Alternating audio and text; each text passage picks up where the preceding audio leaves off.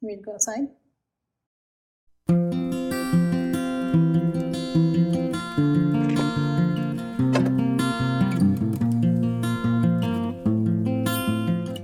Hey friends, welcome back to my channel and Happy New Year.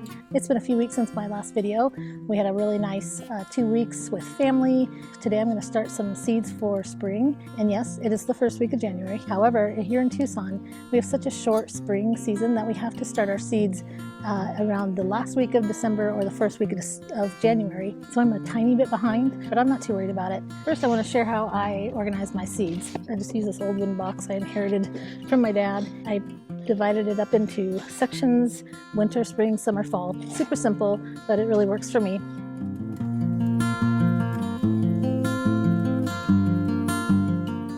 So I typically plan ahead a lot in my garden journal. I keep a lot of notes in here. And usually for spring and fall, I will draw out where I'm going to plant everything. But this season, I think I'm going to wing it a little bit. Because over time, I've found that the more specific I get, the more flexible I have to become. Because inevitably, something's not going to turn out the way I planned it. So this season, we're trying something a little bit new. I'm going to plant my spring seedlings where I have open spots in the garden. And I have more beds now to work with, so I think I'll have plenty of room when the time comes. So these are the seeds I'm planting this season. I always like to know where other gardeners get their seeds. I wanted to share that one of the places I get my seeds from is my local library. We have a really great system here in Pima County where I live, where we have a really extensive seed library. And the thing I like about these seeds is they're typically locally grown. So I know that the seeds are either adapted to my area or will grow in my area. So maybe it's worth checking out to see if you have that resource in your area.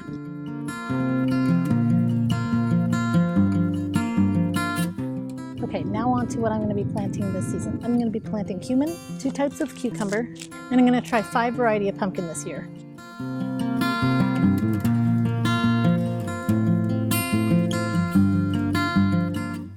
I'm going with some Black Beauty zucchini and some Waltham butternut squash.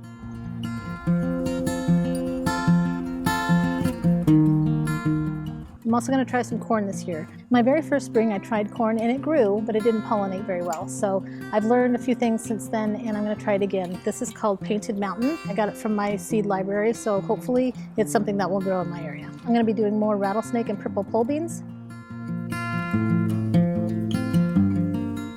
some lemon balm, some holy basil, and some Genovese basil. And I'm going to try sesame seed for the first time this year. I've never done it before, but I've heard it's pretty easy to grow. I'm going to plant some more hyssop where I already have some growing right now, and then some roselle hibiscus. I can grow this really easily here, and it makes a great tea or jam. I really love it. I never really have great luck with tomatoes. However, I just attended a class that our local extension office put on, and there are certain varieties that will grow here well. Usually they're very small, cherry tomatoes or small pear tomatoes. So I have some of those seeds coming. Then I have these Celebrity Plus. They are 72 days to maturity, so it's just on the brink of what will actually grow here. So we'll see how these do. And then finally I have some flowers that I'm going to grow. I love zinnias. They grow so well for me. So this year I'm going to try some polar bear. So I saved some of my queen red lime seeds.